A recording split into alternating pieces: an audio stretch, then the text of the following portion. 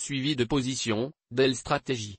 Buy et Amp, Hold. Sélection de la stratégie Buy et Amp, Hold, achat et conserver en optant pour une protection totale par un leap plus dans la monnaie et la création de bénéfices par la vente de calls couverts. Le 14 décembre 2009, achat de Dell à $13,12 et achat leap plus, Jan. 2012, prix d'exercice de $20, prime $7,70. Coût réel de la protection 82 cents de $ égale valeur temps de l'option, le 28 décembre 2009, vente du call de Jan. 2010, prix d'exercice de $15 pour 41 cents de $ action, rendement 3,1% mois, égal à remboursement de 50% de la valeur temps du leap plus de protection. Voir point B, ci-dessus. Le 15 janvier 2010, expiration du call hors la monnaie. Nous conservons l'action et la prime et préparons la vente du call de février 2010 dès que Dell atteint à nouveau la résistance. Le 25 janvier 2010, grâce à l'option de vente, la récente baisse de Dell ne nous affecte pas, nous disposons du droit de revendre Dell à $20. Depuis environ 2 semaines la valeur suit le Nasdaq. Par conséquent la date d'une prochaine vente d'un call dépend sensiblement de l'environnement global. En attente. Le 1er février 2010, semble de former un nouveau support au niveau du support précédent. En attente d'une remontée vers les $15. Le 9 février 2010, Dell résiste bien à la tendance baissière depuis le début du mois. Un nouveau support se confirme au niveau du support de décembre vers $13.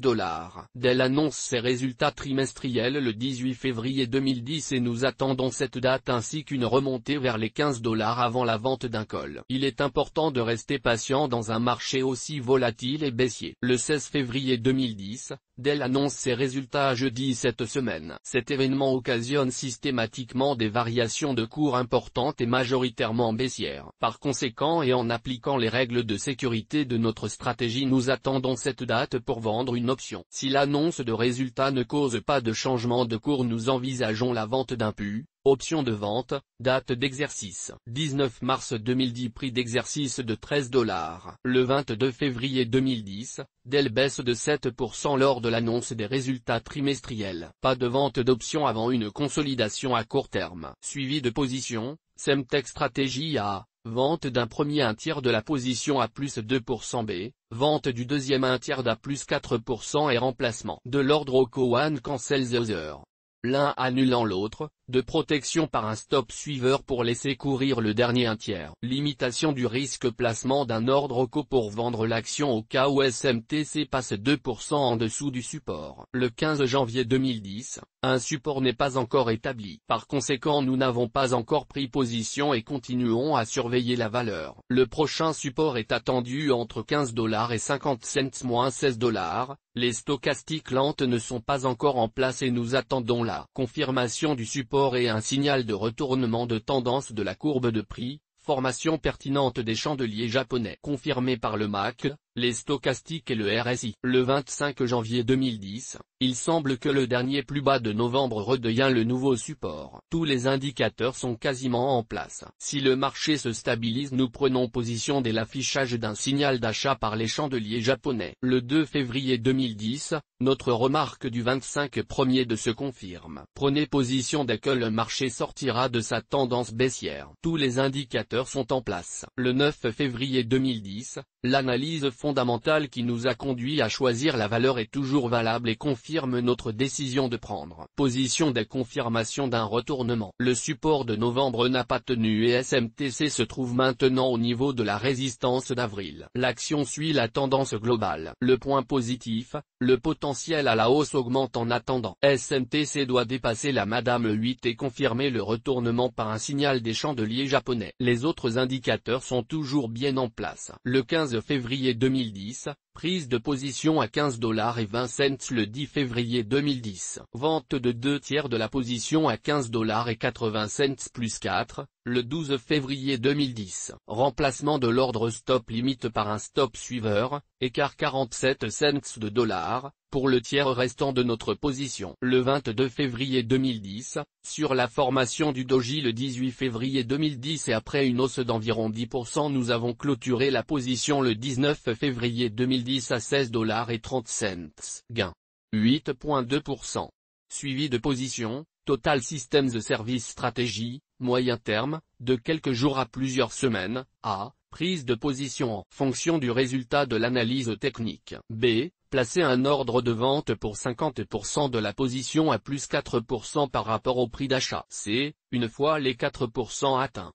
Remplacement du sell stop par un stop suiveur et laisser courir la deuxième moitié des actions jusqu'au retournement de la tendance. Limitation du risque prix d'exercice des options trop écartées, EGT. Placement d'un sell stop, si TSS passe 2% en dessous du nouveau support. Le 25 décembre 2010, en attente de confirmation d'un nouveau support qui pourrait être le haut du gap de juillet 2009 vers 14,50 $, coïncide avec une ancienne résistance d'avril 2009. Nous cherchons une formation pertinente des chandeliers japonais et le retournement des indicateurs techniques qui sont quasiment tous en place. Le 2 février 2010, notre remarque du 25 de se confirme aussi et un support semble se former vers 14,30 $.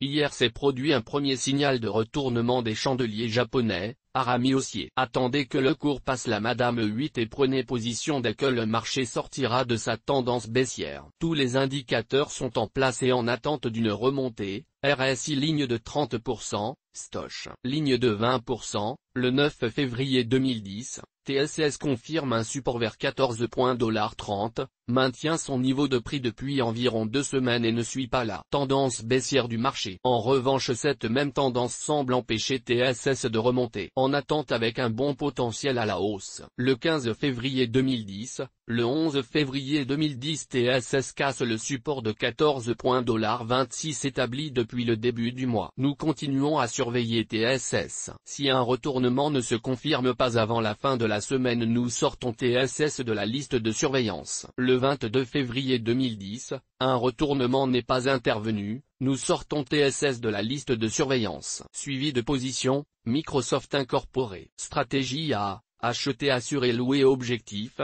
vendre systématiquement des calls couverts pour générer une prime moyenne de 2-3% mois. B. Protection par l'achat d'un LIP plus 2012. Le 2 février 2010, en attente d'un signal pour une prise de position, Microsoft doit confirmer un retournement de la tendance baissière pour prendre position. Pour ne pas prendre une position longue contre la tendance globale du marché baissière, nous attendons la même chose au niveau du Nasdaq. Hier, un doji en croix donne un premier signal de retournement et MSFT tente à former un support vers 28,00. Le 9 février 2010, une valeur fondamentalement solide et nous maintenons notre constat de la semaine dernière. Malgré des résultats trimestriels plus positifs qu'attendus, MSFT n'a pas encore confirmé un nouveau support et se trouve actuellement au plus bas de novembre. Les indicateurs sont tous en bonne position. Prise de position en attente. Le 15 février 2010, MSFT confirme son support à 27,70 $. Nous adaptons notre stratégie et au lieu d'acheter l'action nous vendons le plus de mars. Prix d'exercice 28 $ pour une prime de 1,05 $ à la date du 12 février 2010. Le 22 février 2010, suite à la hausse du cours de MSFT, le PU a perdu 70% de sa valeur et nous le rachetons le 19 février 2010 pour 32 cents de dollars. Gain par action 0,73. Suivi de position, Hewlett Packard Co. Stratégie A. Acheter, assurer, louer. Objectif, vendre systématiquement des calls couverts pour générer une prime moyenne de 2-3% mois. B. Protection par l'achat d'un LIP plus 2012. Le 9 février 2010, HPQ semble trouver un support à 47 $ et doit maintenant confirmer un signal à la hausse. Chandelier japonais. Passage au-dessus de la Madame 8. Les indicateurs techniques sont bien placés, un positionnement similaire remonte à mars 2009. Le MS est encore élevé. Le 15 février 2010, HPQ remonte de son support à 47 $ et passe la Madame 8. Nous prenons position le 9 février 2010, achat de l'action à 47,95 $. C'est de l'assurance long terme égale PU, avec un prix d'exercice de 70. $00 et une date d'exercice de janvier 2012 pour une prime de $22,95.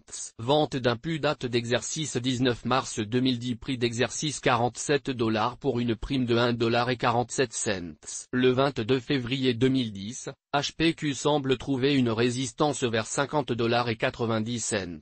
Nous rachetons le PU pour 22 cents de dollars et nous préparons la vente d'un call des confirmations de cette résistance. Bénéfice $1,25 par action. Ralph Fietz.